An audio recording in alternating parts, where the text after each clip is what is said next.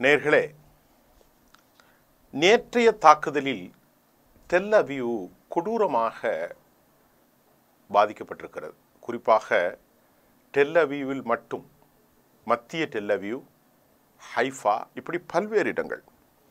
அதில்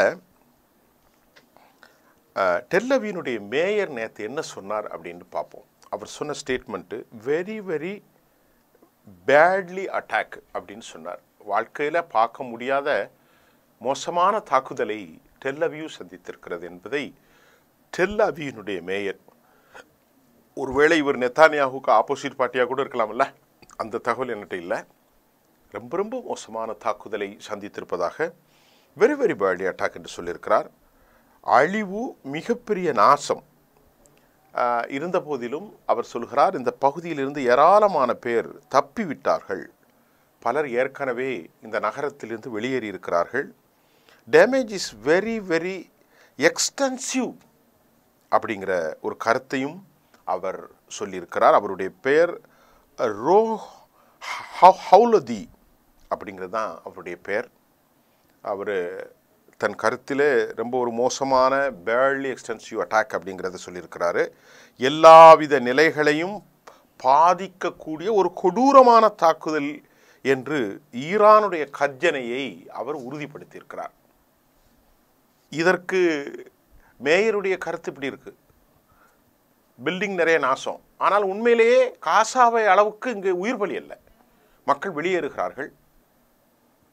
இன்னொரு விவகாரத்தை சொல்வதற்கு முன்பு, இராணுவ ஸ்போக்ஸ் பர்சன் ஈஃபிக் டிஃப்ரீனுடைய அந்த கருத்து என்ன சொல்லியிருக்கிறாரு, we have a variety of objects, எங்களுக்கு நிறைய இலக்குகள் உண்டு, அப்புறம் வெரைட்டி ஆஃப் பிளான்ஸ், திட்டங்களும் எங்களுக்கு இருக்கிறது. we have a variety of attacks moment, எங்களுக்கு என்னென்ன தேவையோ அதையெல்லாம் நாங்கள் பயன்படுத்த போகிறோம். இது கீழே விழுந்து மீசையில் மண் விட்டாத கடை, 8 நாளாக ஆகிட்டது, என்ன வெரைட்டி நீங்கள் அங்கே செய்ய முடிஞ்சது? அவன் தான் சொல்லிட்டானே, ஈரானில் 400 எவ்வளோ பேர் இறந்திருக்கிறார்கள், 400 ஈரானுடைய மினிஸ்ட்ரி அறிவித்திருக்கிறதன் அடிப்படையில் 426 பேர் இறந்திருக்கிறார்கள் என்ற விவகாரத்தை அவர்கள் ஓப்பனாக ஸ்டேட்மெண்ட்டை சொல்லியிருக்கிறார்கள். நீங்கள் எந்த ஸ்டேட்மெண்ட்டையும் சொல்லலையே, நீங்கள் தானே 25 பேர் தானே இதுவரைக்கும் இறந்திருக்கிறான்னு சொல்கிறீங்க. இன்னும் 50-100 நாட்கள் தாக்குதல் நடத்தினாலும் 430 பேர் ஈரானில் இறந்திருக்கிறார்கள், 3500 பேர் காயம். ஆனால் உன்னை பொறுத்தவரை அப்படி ஒன்றும் இல்லை. ஆகவே தான் உன் உயிரை காத்துக்கொள். சீனாவுடைய வார்த்தையிலே ரொம்ப ஒரு முக்கியம் உண்டு, உயிரை காத்துக்கொள்வதற்கு உடனடியாக நீ போரை கைவிட வேண்டும் என்று சீனா சொல்லியிருக்கிறதை இன்னைக்கு டிஃப்ரீன் மறுத்திருக்கிறார். எங்கள்கிட்ட பிளான் இருக்குது, அப்படி இருக்குது, ஒரு ஆர்மியினுடைய ஸ்போக்ஸ் பர்சனுடைய கருத்து. சரி, அது அப்படித்தான் அவர் பேசுவார். டொனால்ட் ட்ரம்ப் அமெரிக்காவில் அவருக்கான ஒரு விவகாரத்தை நாம் நேற்று அவசர கதியில் சர்வதேச செய்தியினுடைய ஸ்க்ராலிங்கை உங்களுக்கு நான் அப்படியே வழங்கினேன். சில நண்பர்கள் ஆங்கிலத்தில் இதை சொல்ல வேண்டாம் என்று சொன்னார்கள், மன்னிக்க வேண்டும், நாம் ஆங்கிலத்தில் சொல்ல வேண்டும் என்றோ நோக்கம் நமக்கு அல்ல. அந்த குண்டு தாக்குதல் நடத்திய உடன் இன்டர்நேஷ்னல் மீடியா என்னுடைய ப்ராம்ப்டரில் கீழே போய்கிட்டே இருக்கும், அதை நாங்கள் பார்த்து அந்த செய்தியை வாசிக்க முடியும். உடனடியாக அதை தமிழாக்கம் செய்ய முடியாதல்லவா, அந்த செய்தியை வாசித்தால் தான் எங்களுக்கு அதை தமிழில் சொல்ல முடியும். ஆகவே தான் அந்த அதிகமாக நேற்றைக்கு குண்டு தாக்குதல் நடத்தவுடன் இன்டர்நேஷ்னல் மீடியாவுடைய ஸ்க்ராலிங்கை நாங்கள் உங்களுக்கு சொன்னோம். அதனால் அந்த செய்தியும் சொல்லிக் கொள்கிறேன்.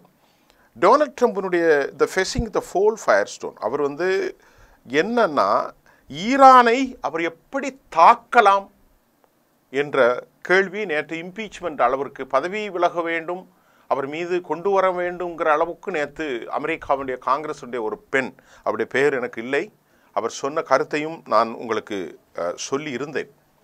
நேற்றைக்கான அந்த பேச்சின் காணொலிகளிலும் நீங்கள் நினைவு கூறலாம். அந்த பெண் எப்படி நீ அமெரிக்காவினுடைய செனட் மற்றும் காங்கிரஸினுடைய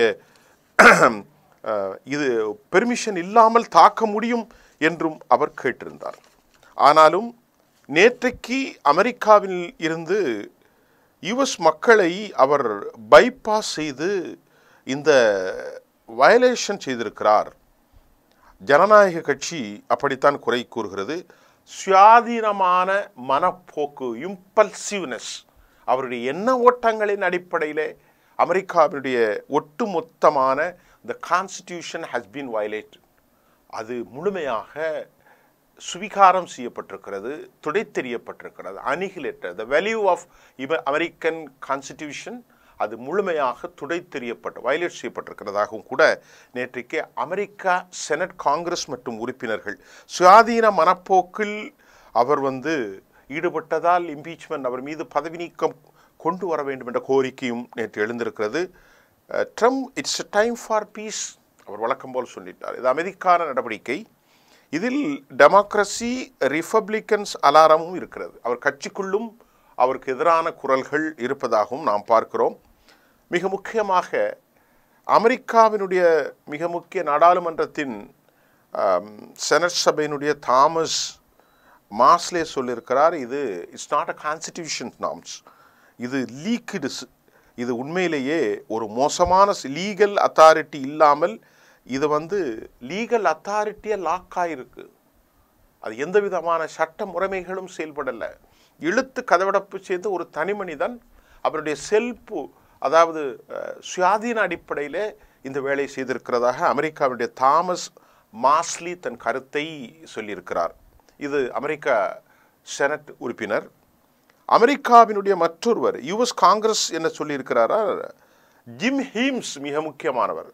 அவர் என்ன சொல்றாருன்னா, அமெரிக்காவுடைய எம்பிக்கள் தலையிட்டால் இதை நிறுத்தி இருக்கலாம் என்ற கருத்தை வைத்திருக்கிறார். மினாரிட்டி தலைவர் ஹக்கீம் ஜெஃப்ரி தன் கருத்தில் முழுமையாக தகவல்களை தர வேண்டும் என்று அழுத்தம் கொடுக்கிறார்.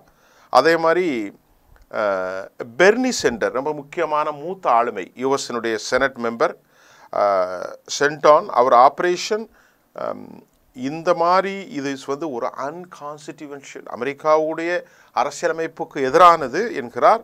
அதை போன்ற அடுத்த ரெப்ரசன்டேட்டிவ் செனட் அவர் என்ன சொல்லியிருக்கிறார்னா, அவரும் இதுக்கு பதவி நீக்கம் வேண்டும் என்ற கருத்தை சொல்லியிருக்கிறார்.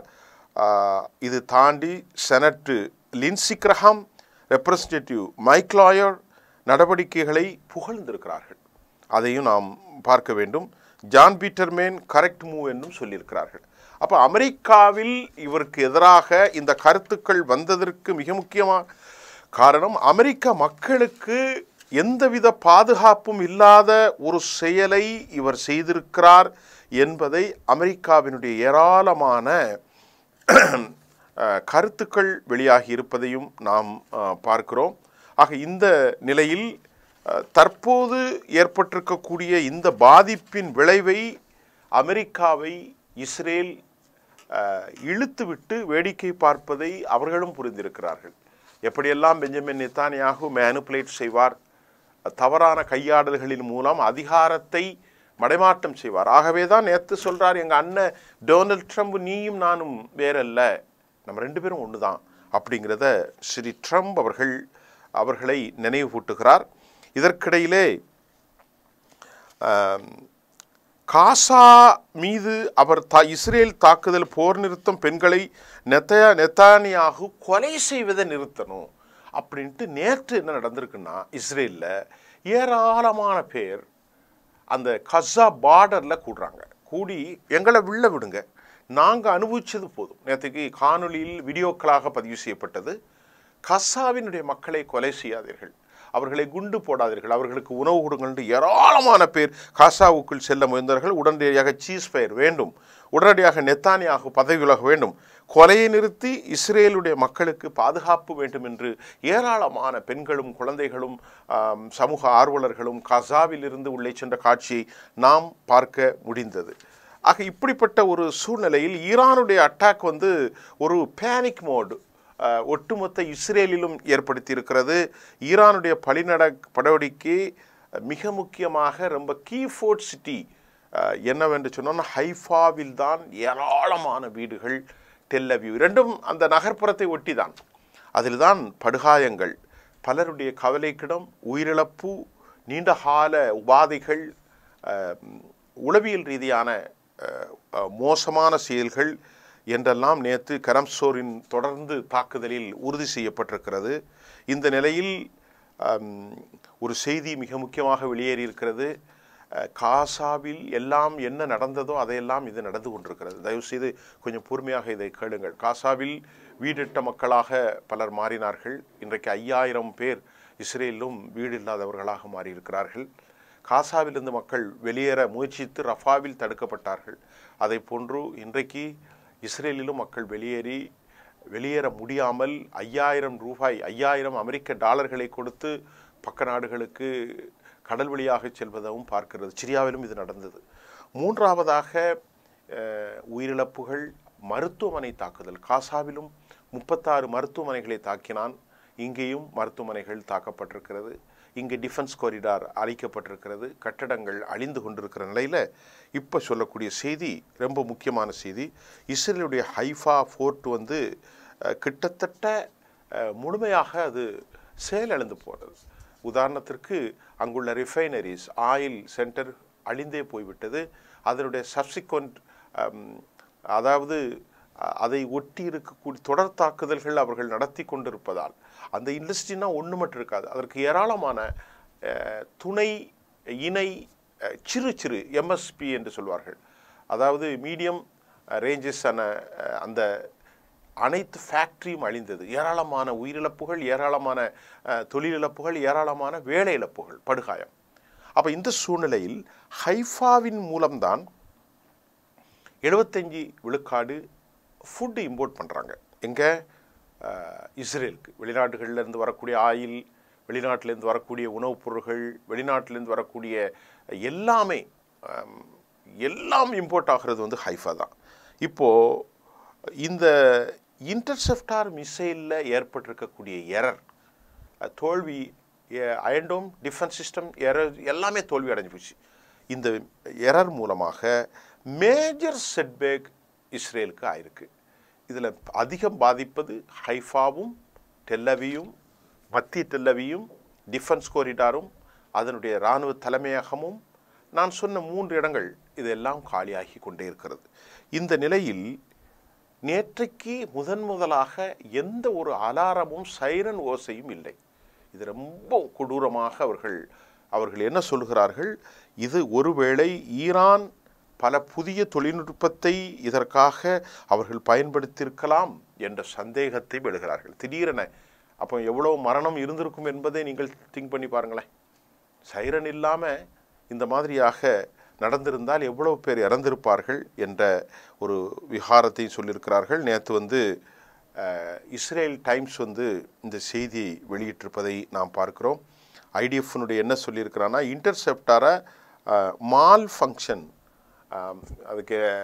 அது என்ன செஞ்சிருக்கிறது, அதை வந்து ஏதாவது வேலைகள் செய்து அது இந்த சைரன் ஒளி வராமல் இருப்பதற்கான ஒரு மால் ஃபங்க்ஷன் அப்படிங்கிற கேள்வியும் எழுந்திருக்கிறது. மிசைலுடைய crash in Haifa, Times of Israel இந்த கேள்வியும் எழுப்பியிருக்கிறது. Defective Israel missile crash in Haifa major damage என்ற ரிப்போர்ட்டுகளும் வெளியாகி இருக்கிறது. ஆகவே ஹைஃபா ஃபோர்ட்டு, அம்மான், மொசாத் தலைமை, டிஃபென்ஸ் இண்டஸ்ட்ரீஸ், பைத்தியாம், தம்ராத், Rehovot, economic exports, Haifa crucial, Israel imports exports, ஹைஃபாவுடைய மெயின் நேவி பேஸ், ஹைஃபாவுடைய சப்மரைன் ஃப்ளீட். கதை முடிஞ்சது. இதுதான் முக்கியம். இதுக்கு மேலே ஈரான் இழப்பதற்கு ஒன்றும் இல்லைன்ட்டான். அவங்ககிட்ட என்ன சொல்கிறான்னா, எனக்கு உயிர் தான் முக்கியம் இல்லை, இழப்பதற்கு ஒன்றும் இல்லைன்னு சொல்லிட்டான். சீனாவுடைய விஷயத்தை நான் ரொம்ப கவனமாக பார்க்குறேன். என்ன சொன்னால், சீனா சொல்லியிருக்கிறான், நீ தயவுசெய்து மோதாதேன்னு. ஏன்னா ஈரானுடைய பலம் அவனுக்கு தெரியும். ஈரானுடைய பலம் என்ன என்பது அவனெல்லாம் வந்து உண்மையிலேயே ஒரு சக்தி அதிகமாக பாதிக்கப்படுகிற போது தான் அவருக்கு வல்லமை கூடும். வறுமையில் உள்ளவன் தான் அதிகமாக சம்பாதிக்க நினைப்பான். ஏன்னா தன்னுடைய தாய் தந்தைகளை வறுமைகளை நேரில் பார்த்தான், அவமானங்களை பார்த்தான். அவனுக்கு அந்த மாதிரியான ஒரு எஃபர்ட்ஸ் வரும். அதில் தான் சீனா சொல்லியிருக்கிறது, தயவுசெய்து ஒரு நாட்டு மக்களை காப்பாற்றிக்கும்னு சொல்லியிருக்கு. ஆக இப்படிப்பட்ட செய்திகளை நான் உங்களுக்கு தந்திருக்கிறேன். மீண்டும் அடுத்த செய்தியோடு சந்திக்கிறேன். நன்றி.